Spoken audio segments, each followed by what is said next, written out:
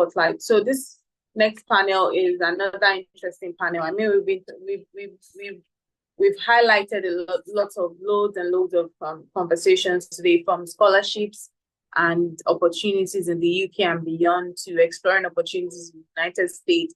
And now for our last panel session, but not the least panel session. This panel session is focused on understanding the African education system and its global linkages. I mean, we've talked about the United Kingdom, exploring opportunities in the United Kingdom space, scholarships and whatnot. And then we've talked about opportunities also for work and study in the United States. So now we have to understand the linkages between the African education system and the global world. So that's what this panel session is all about. And we have our panelists again. We have Madam Oladoyin Taiwo, we have Mr. Rotimi Oyebisi, we have Madam Ifeanyi Barbara Chidi, and we have Madam Oluwatoyin Asada again on this panel session. And they'll be doing justice to the conversation that we have on this panel session. So I'll be welcoming them very briefly, but just for those who have not introduced them with their bios and whatnot, I will do a quick introduction and then they would have the floor. So I already did an introduction for Ms. Oluwatoyin Asada, so I'll be doing an introduction for Mr. Rotimi Oyebisi, who is a dedicated educator and research analyst with expertise in environmental chemistry, specializing in water and soil analysis and environmental impact assessment. He holds a BTech in pure and applied chemistry, an MSc in environmental chemistry, and is completing his PhD at the University of Lagos. He's an associate member of the Royal Society of Chemistry and is part of the Environmental and Analytical Chemistry Research Group at the University of Lagos, and has over a decade of experience in telecommunications and is known for his analytical skills and adaptability. He combines a strong academic career with a fulfilling family life as a husband and a father of 3. That is one of your panelists today. You can see the material that we're working with today. Next on the panel is Madam Ifeanyi Barbara Chidi, and I'll be doing a quick introduction about her as well. She's a Nigerian writer and director and producer. She's founder of the Crazy Google company, and she has received recognition for being the creator and head writer of Showmax's first Nigerian epic television series, which is Cheta M. She's also the creator of Showmax's first Nigerian original limited drama series, Diche, and wrote and developed stories for Crime and Justice Lagos, which won an AMVCA for Best Television Series in 2023. She's been named as one of the 100 most influential people who have contributed to the growth of Nollywood by Why Nigeria and Ebony Life. She also named by Nairametrics as one of 10 powerhouse writers behind Nollywood's hits, and was celebrated as one of 30 female screenwriters redefining the art of storytelling in Nollywood and beyond, with responsibility for almost 80,000 minutes and 1,000 episodes of TV so far. She's creator and head writer of Dilemma and Rihanna, with both shows nominated for an AMVCA in 2022. I will stop there because it goes on and on and on in terms of the amazing work she's done. And that's one of our panel members today for this session, where we're talking about understanding the African education system and its global linkages. For Madam Oladoyin Taiwo, I already did an introduction earlier, but we can just flash it on the screen, and then that of Madam Oluwatoyin Asada. So thank you all very much. I would start by, I hope we have all our panelists ready. If you have all our panelists ready, please, I need to see a thumbs up down somewhere in chat room so that we can start. But let me start by asking the first question I'll be asking now will be I'll go to Madam Oladoyin Taiwo. What are some of the key challenges that the African education system today is facing, particularly in Nigeria?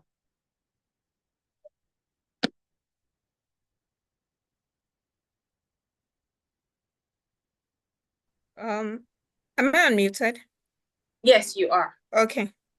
Um, so I would say that some of the challenges that I've seen, and based on the last panel session that we already took, it's obvious that insufficient infrastructure and funding are things that are issues that will continue or are currently or have already been things that have plagued people over the years, especially being from the African descent. It's something that I know someone had given the example of I think it was Nikkei about a professor's child coming to the US to study and all of that. So those are the things that you can link to insufficient funding. Infrastructures are things that we're battling with in back in Nigeria. Many schools, universities lack the basic facilities such as their classrooms, libraries, laboratories. I remember when I was in, I will call the name of the school, the secondary school I went to, when we're doing computer. I don't even think I think maybe we touched that computer only once. And we're learning computer. That's ridiculous. So if you think about it, a lot of times that all of those things, there are things, and then I can imagine people that were learning things in the laboratories whereby they don't even have a lab to practice, they don't even have a lab to work in, especially in the rural areas. And I wasn't even talking about schooling in a rural area. I was talking about a federal government school. And as at then, I had to come to school with my own typewriter when we're learning typing because the old place, you can spend like an entire week waiting on your turn to learn the ASGS, the column LJK that they were teaching us at that time. So if you think of all of these things put together, those are some challenges that are faced. Limited access to quality education also are things that people also continue to deal with. So geographical, social, economic disparities and all of those things always leave people with fewer resources and untrained teachers. I used to work in I've worked in the education field in the last 6 years. So I have and we've partnered with a lot of rural area schools. So I can tell firsthand all the things that people are battling with in terms of untrained teachers, limited exposure to modern teaching methods, and all of those things. So these are challenges that I think that we were facing, but the major one right now would be brain drain. I know that brain drain used to be something that we used to talk about in time past, and I found it that in 2024, it's even more common now than it even used to be as when people started talking about it then. The migration of skilled graduates or to more developed countries to create their own to fill up those talent gaps that those countries are depriving local systems of professionals needed for innovation and all those things are things that we continue to struggle with in Nigeria. I don't know how many percentage. Every time we turn on the TV and we hear, oh, how many doctors have left, how many these people have left, and all of those things. So these are things that are challenges that are facing us. And as much as we think that is only facing us as Nigerians, it's actually facing our other neighborhood African countries. It's the same when you go to Ghana, it's the same when you go to Kenya, it's the same because you would always find these people everywhere looking for a better life and looking for how to advance themselves because of these challenges. So I would say that those are the things that I can think of right now. Chiefly the brain drain. I mean, very well just captured the major challenge that we are facing currently in Nigeria, especially Nigeria. Let me take my next question to Mr. Rotimi Oyebisi as well. So for you, I mean, you are currently even completing your PhD at the University of Lagos, and you've also studied, BTech in pure and applied chemistry, MSc in environmental chemistry, and now you're completing your PhD. In your own opinion, how relevant is the current curriculum in Nigerian schools to the global job market? I mean, if you pass through this, you pass through undergraduate, MSc, now PhD. So definitely there has to be something there. So how relevant is the current curriculum in Nigerian schools to the global job market and technological advancement? Do you think that it's very relevant? Do you think there's too much work to be done? What are your thoughts?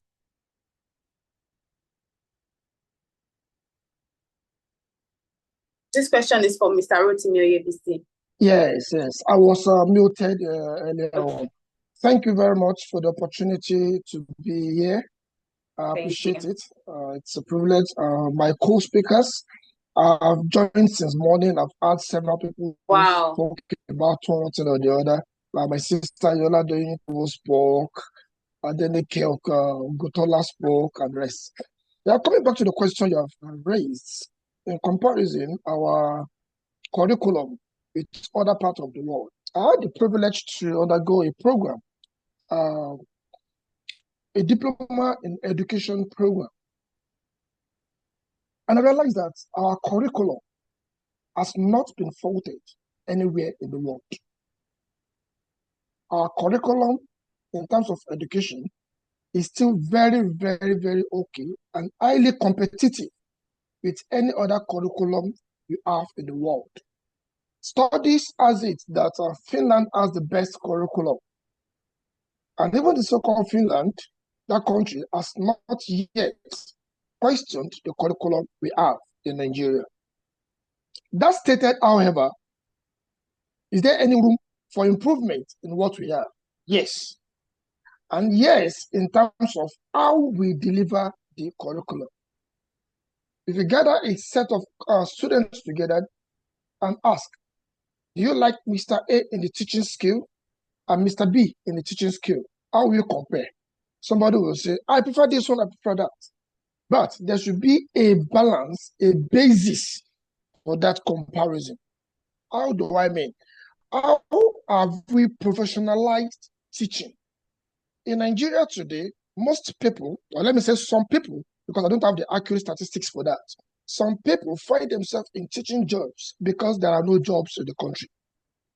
In fact, some parents would say that just get one teaching job somewhere till you get what you want.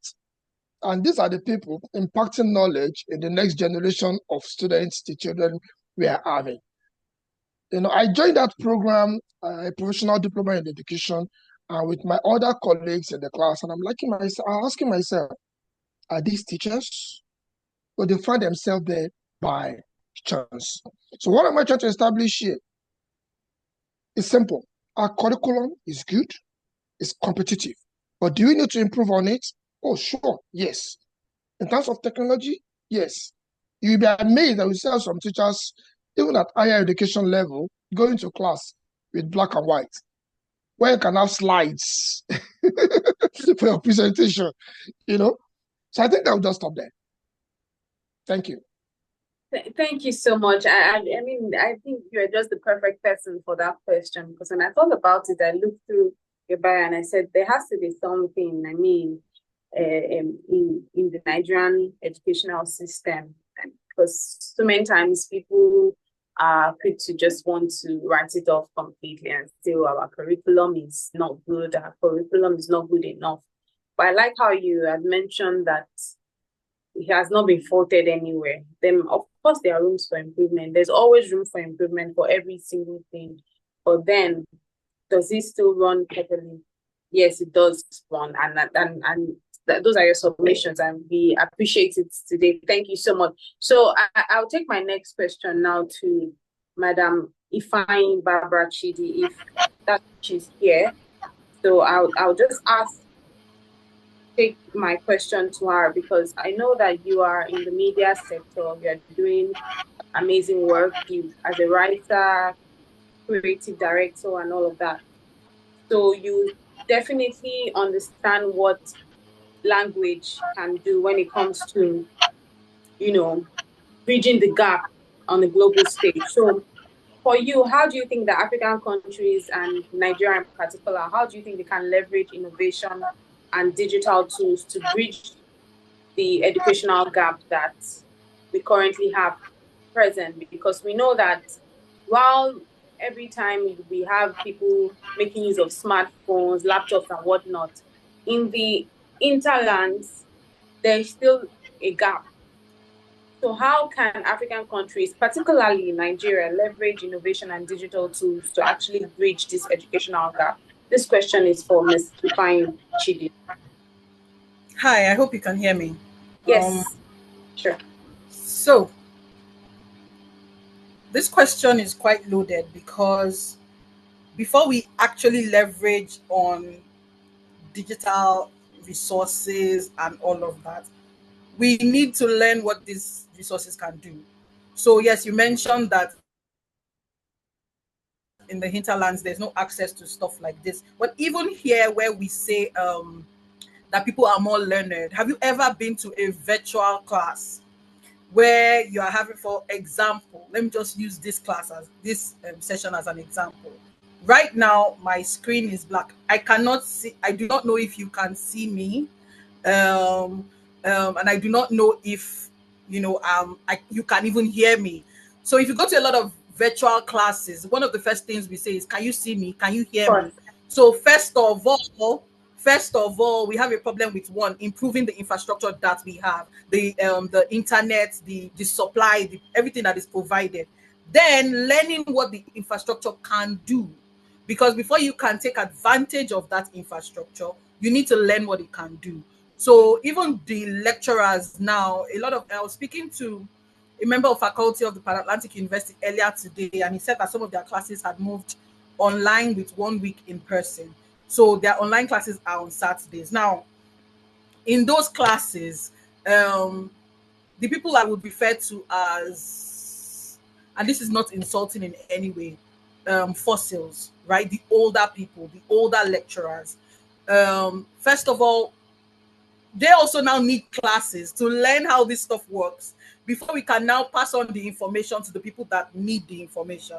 So the training for the people teaching via all these virtual classes, people who are supposed to teach people how to take advantage of technology, we need to start from there before the information can flow down, before we now even place infrastructure in the hinterlands and then do the teaching over and over again. So we have to, it's like a ladder, right? We have to start from the top, and then the information can flow down before we can even take advantage of what is out there, because there's a lot out there.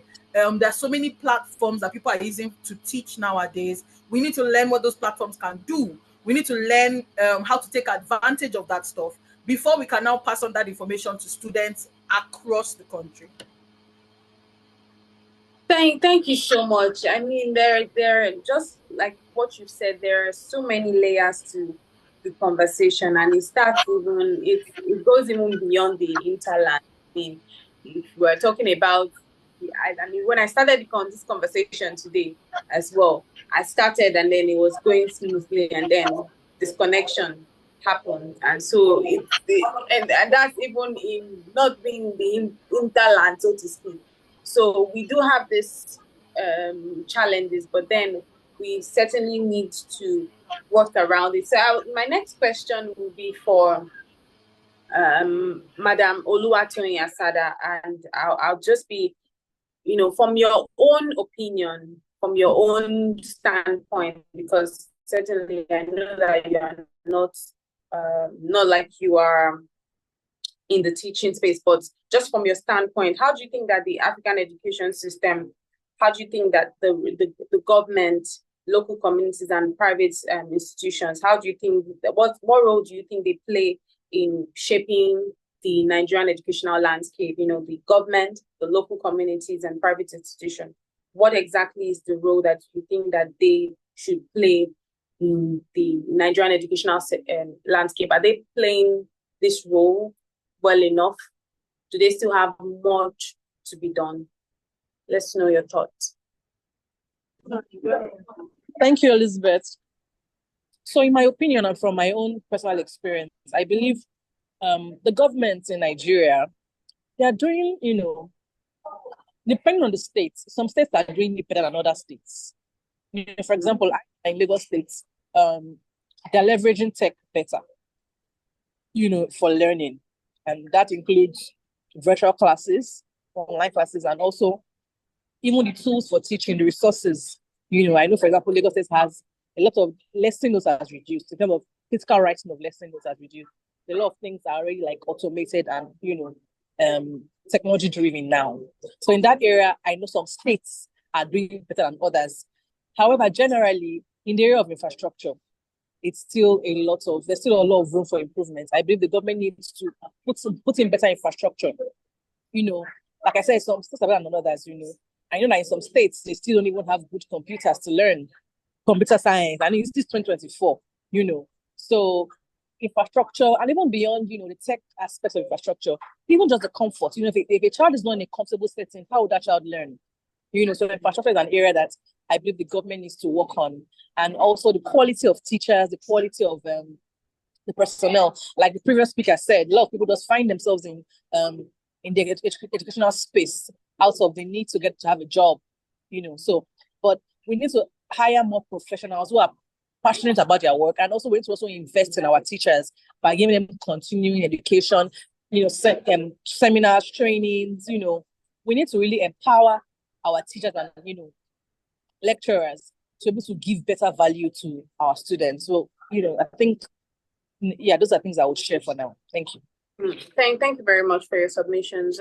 My next question will be to Mr. Rotimi Oyebisi. With the background that you have, of course, the majorly focused within this the sciences. What, in your opinion, what do you think are some of the ways that the African education system is adapting to modern demands like digital literacy, STEM, that's science, technology, engineering, and mathematics education? How do you think that the African education system is adapting to the demands in these areas of digital literacy, STEM, and climate change awareness, especially when we're linking it to our theme for this panel discussion, which says our African education system and its global linkages? How do you think that these areas are able to adapt to the modern demands that we have now in the areas of STEM, climate change, and digital literacy? Thank you very much. Nigeria in particular, and we like it or not, Nigeria is still the giant of Africa, even though we have it on our lips. Maybe because of our population and our large population, landmass, and the rest. But when it comes to the issue of environmental awareness, climate change, knowledge system, we are playing a positive role as much as we can. We have it there. And coming from the angle of research, just about a month ago, myself, inclusive with some other team members, collaborated with a set of researchers in Czech Republic. And we are looking at the state of our oceans. So we worked on our ocean here in Nigeria, compared with their own over there, and to have a kind of comparative results and how to mitigate some issues discovered over there. And what am I trying to say? We are playing well in that space, competing with other countries. Another question is, are we doing more? Or can we do more? Like the former speaker said, I think that should be Asada. Sorry if I pronounce it wrongly. Some basic Asada. Okay. Now, the major challenge we have as a country or African continent is infrastructure. However, we still have some countries in the continent that are still doing well in terms of infrastructure. For example, what we always refer to South Africa. I have several researchers that have been there, work in the labs, and wow, this is a great lab. In my own lab over here, I have a good lab. But the funny thing, when I traveled abroad and I saw lab, I deserve the other comment. I came back home to work in my lab, and I was like, I don't feel like working. I get it. But the truth of the matter is, do we have the skills? Yes. Do we collaborate with other people? Yes. Are there opportunities out there that we can use to improve ourselves even here? And with respect to higher education in particular, when I want to go to any childhood, secondary school, it's nothing to write home about. And that's the gospel truth. Because especially in the interland, the rural area, I saw in the news of recent when some children are still sitting on the floor to learn. And I was asking myself, we have a counselor in that district. That's pathetic. That's embarrassing. for the self-acclaimed big country we call ourselves, you know. But at the higher level, are we playing, or are we contributing to what is expected globally? I would say yes, but we need to do more. And doing more requires improvements in our infrastructure. You know, we have most researchers today sponsoring themselves in doing research. It's happening. Although we have some other grants that is available that helps us, but are they enough? No. Capital N-O. No. So we need to start looking at this space as well as a nation to improve, to drive our own educational system so to attract foreigners. In the early 80s, at least from the information we gather from our parents, we used to have foreigners in our educational system. Foreigners, the whites, the blacks, from everywhere in the world. I can count how many we have nowadays. You know, so we still need to improve in that space to compete better. Thank you. Thank you so much, sir. I mean, from just in a nutshell, talent is not the problem, though, but the infrastructure happens to be the major challenge that we have. So, and that brings me to Madam Oladoyin Taiwo now, because you've experienced the best of both worlds, I would say, and you are in the other world. So, like, for you, from your own view, what do you think are some of the ways that the Nigerian education system, what do you think that how do you think it benefits from global partnership, or how do you think they can benefit from global partnerships, such as those with universities and international organizations, so that they can be better positioned for opportunities? I mean, the students in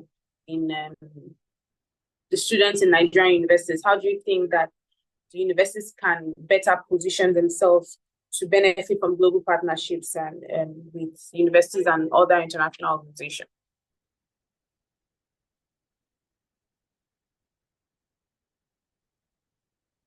My mic is muted. No, we can hear you. Okay, yeah, now. So I think that I'll say some of the things I know that before, I think that was yesterday, I was just sharing experiences of different people that I know that I've partnered and gone on to do things based on and I've also built communities here in the US based on the experiences that they learned. And those are ways that I think that international students from abroad can leverage opportunities from like the linkages. I know that there used to be exchange programs. I'm not sure how much of those still happen, and those are usually facilitated by schools. So these are ways that they can partner, and these are ways that they can exchange programs to provide students with the exposure to the international education system and cultures would be a way that I know that.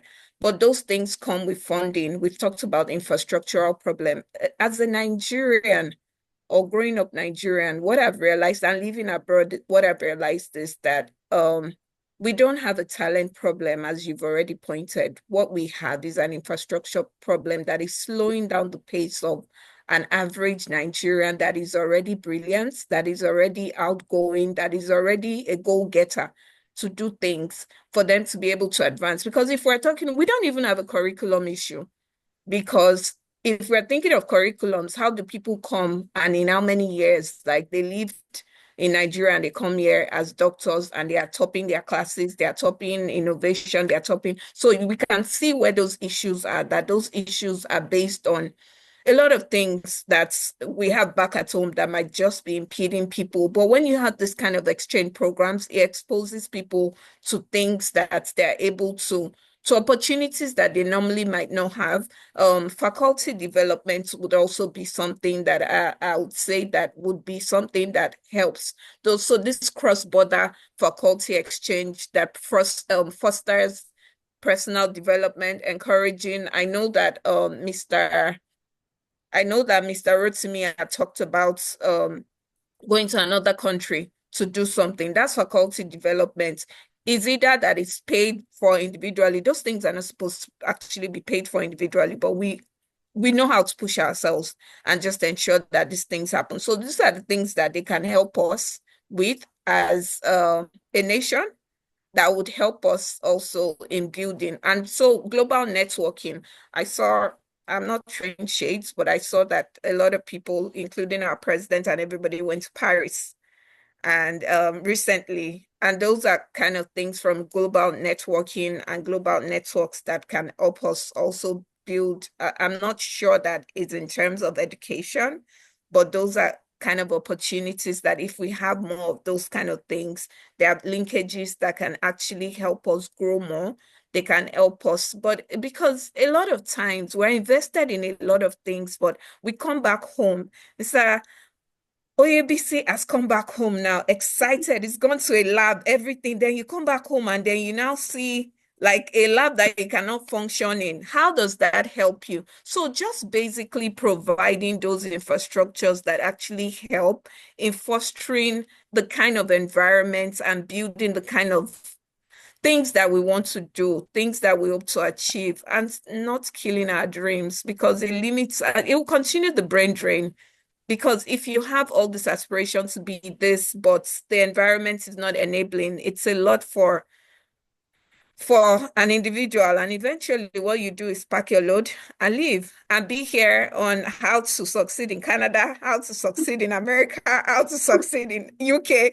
Like it's just that I think that those three things would be things that I would say for me would help. So those global networks, those faculty development, student opportunities are ways that we can leverage and link those things for us to be able to continue to gain international exposure and bring them back home to also be able to build. Thank you very much for your contribution. Global networks, faculty development, and collaborations and international exposure actually makes all of the difference. I mean, but then, I would ask a question, but I mean, we just have to move back, because you know how the challenge of you get all of the, like, look at Mr. Oyebisi said, when then you came back to your lab and you're like, I don't want to work.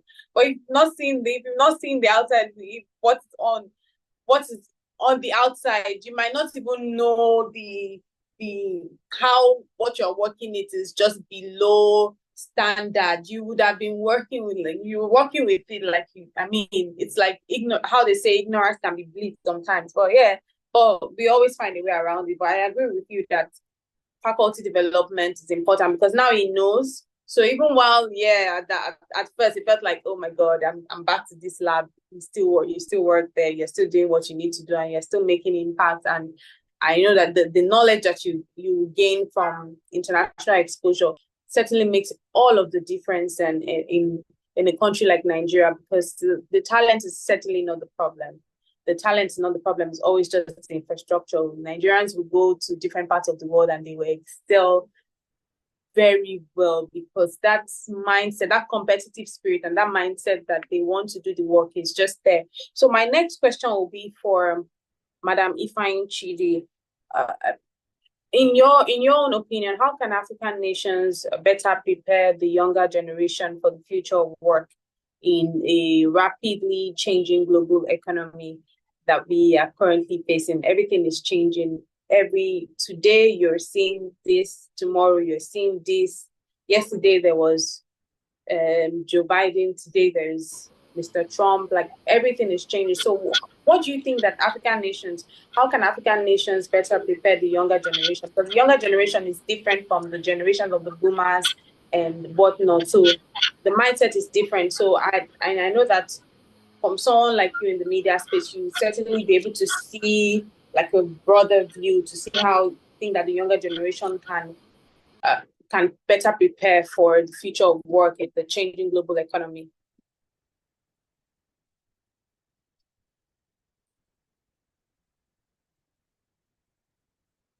Hello. Oh, I'm so sorry. I've been speaking. I think. Well, sorry, I didn't know I was muted. I think one of the things that we can do as African nations is develop with the times, right? So our curriculum is solid.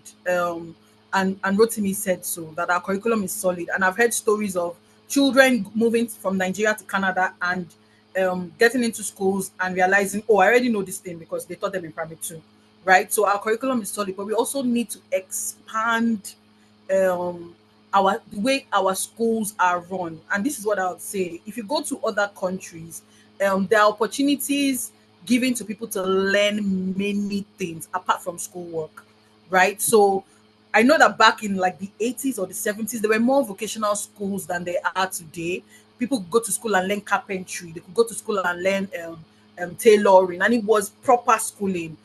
If we expand our curriculum to expand our educational system for young people to learn more than the traditional ways of learning that existed before.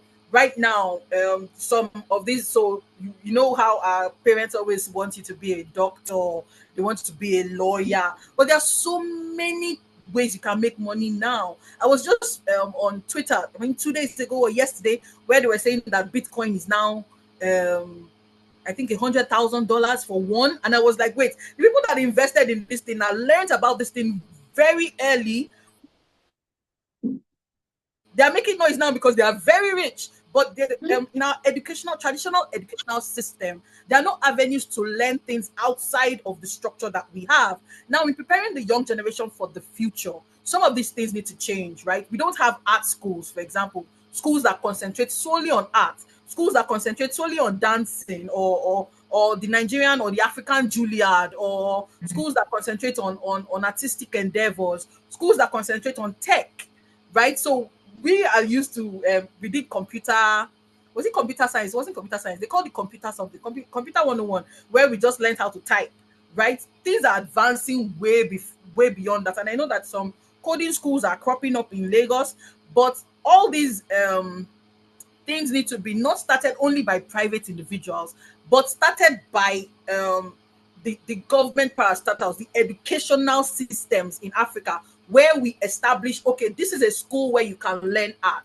This is a school where you can learn tech. This is a school where you can learn dancing. This is a school where you can learn what Bitcoin is, because me, I want to learn what Bitcoin is, because I was like $100,000. Oh my God. This is a school where you can learn all these things that keep cropping up, NFTs, without just going to the internet. I know that a lot of we have a lot of amazing tech bros and tech sissies in Lagos and in Nigeria, but a lot of them, if you ask them where they learned it, they didn't learn it here.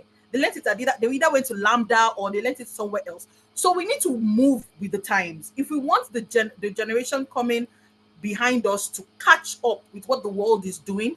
We need to establish different avenues for people to learn what is happening in the world right now, so that we can compete without having to learn somewhere else and then coming to Nigeria to establish it. The better avenues there are to learn vocational skills, to learn the new things that are cropping up every day in the world, the better the younger generation is for it. So stop there. Thank you. Thank you so much for putting that you put it very softly in the way you captured what we need to do in expanding. You mentioned about how we need to expand the way our schools are run, and you've given instances of how in the other world we have like the Juilliards and the likes, and then here in Nigeria, Africa, I know Uganda, I know we have some of those. We are catching on gradually. I mean, with the likes of what are those boys from Uganda? We even have them in Nigeria as well. But I mean, it's still not as big as when you mention a Juilliard. It's still not as big. They're still like small. What do they call UG kids and the like? It's still catching on. I mean, it's not as big as that. But if we have things like that in Africa, like a very big organization, certainly we will see a different, and moving with the times is important too. Like two of the speakers that mentioned earlier, I think that was Ms. Oluwatoyin, and then that was Dr. Nike as well. They had mentioned how now with the advent of AI, every summit we're going to these days, we're having a panel that's talking about AI, making use of AI. That seems to be like the thing now. And it's important for us to catch on, because if we don't catch on with it as well, then AI just becomes this thing that goes out of proportion, and then it's like we're still trying to grapple with how to use it, and just the fact that it's going to be a part of everyday life. So indeed, moving with the times is really important. So I'll come back to Mr. Oyebisi to just ask him, because if we've talked about expanding the way our schools are run, talking about taking advantage of what the times offer, and then moving with the times as well, and expanding the way our schools are run, then what, from a traditional standpoint, you'd be saying, okay, yeah, I get it. We want to do all of these things, but we have some things that work for us. And from the start of this conversation, I could see just how Mr. Rotimi is thinking, right? And I could see that, you still have this belief in what the Nigerian curriculum is and whatnot. So for you, how then do you envision the relationship between traditional knowledge systems, right, and the modern education in Africa? How do you envision the relationship? How do you think it comes together nicely, especially for us to evolve in a country like Nigeria?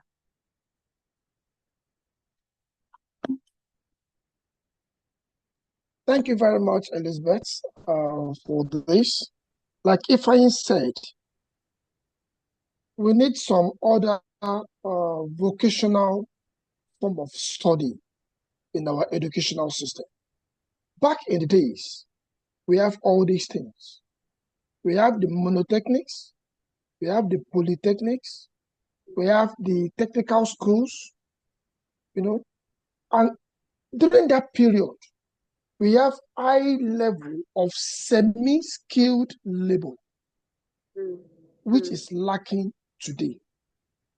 Okay. And the semi-skilled labor is a bridge between the unskilled and the skilled.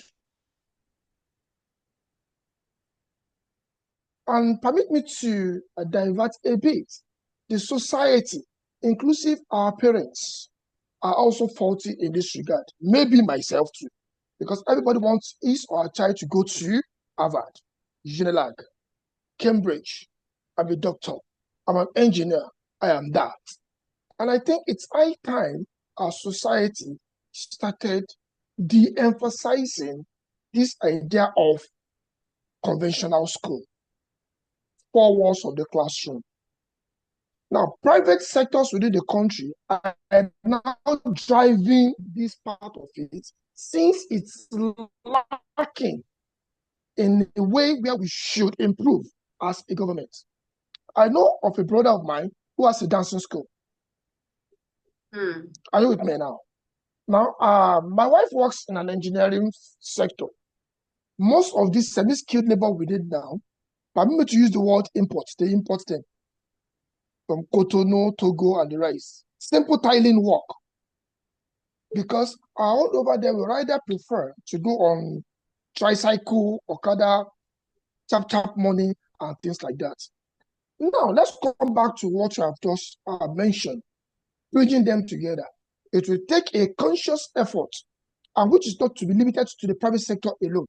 Even the government will need to work on it and to recover all these programs we have lost. The programs are there, just like we are talking about our laws. The laws are there, but who is enforcing the law? And these are the challenges we have. The curriculums are there. Are we driving the curriculum? No. If we get to some private schools in Nigeria today, specifically in Lagos, because it seems Lagos is the driving factor of Nigeria now.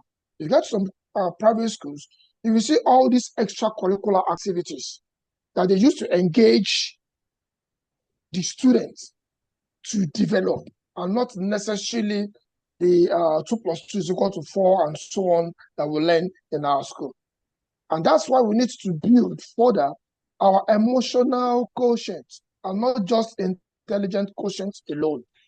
Now, what we find in our space today, in most cases, is the intelligent quotient.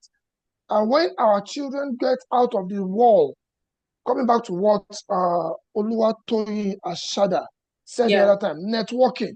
It comes with our emotional quotient, social quotient, to network, collaborate, meet with people, and all these things.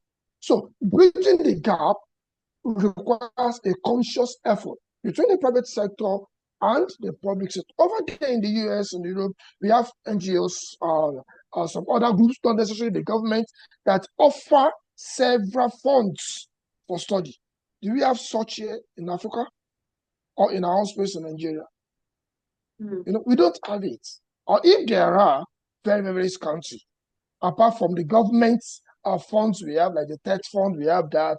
We have another one from the eastern part of the region, from the oil and gas sector that we can harness.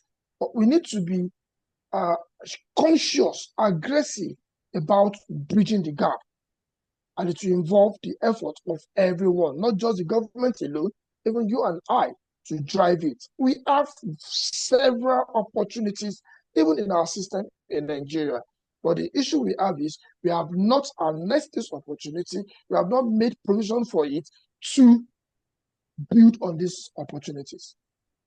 Thank you. Thank you so much. So if I hear you correctly, it's literally even maybe going back to the drawing board. I mean, because you've mentioned some of the things that were existing and how we could even take advantage of those same things and then refining them. And you beautifully put that together in a way that, I mean, we can take that away from here. So I will just come back to Madam Oluwatoyin, because now we're hitting the home run. We're closing this session because, I mean, there's lots of information that you all have been passing on to us today. For you, Madam Oluwatoyin, from everything that has been said, Madam Oladoyin rather, from everything that has been said on this panel session, what do you say are some of the successful methodologies that you think that has been applied, I mean, in the United States, that you think that we can just borrow leaf from in Africa, particularly Nigeria, because I think that's our major focus here today, and then we can take that home. I think I'll tie it back to what every other person has said. This the way that education is not just in the four walls of a school. So those are the things that I realized that they do differently. I remember years ago when I first came to the US in 2011, and I'd ask people like, oh, like, how did you get this role? Like, you're doing this, how did you come about it? And you hear them tell you that they went to Salvation Army. I'm like, you went to Salvation Army for what? Like, what are you doing? Like, where I come from, we'll go to Unilag, we'll go to Covenant, we'll go to UI. We're serious people. Like, you went to Salvation Army to do what? For what? Like, those kind of things. But this kind of things are opportunities that they've given their children enough leeway. Like you mentioned, the Juliet, like you can become anything and you can be anything and still thrive in life and still be all that you want to be. There are a lot of people that are actresses, they're content creators, that everything, they did not go to the four walls of schools abroad and they are still thriving. And maybe because English is their own basic what's it called, language that they do.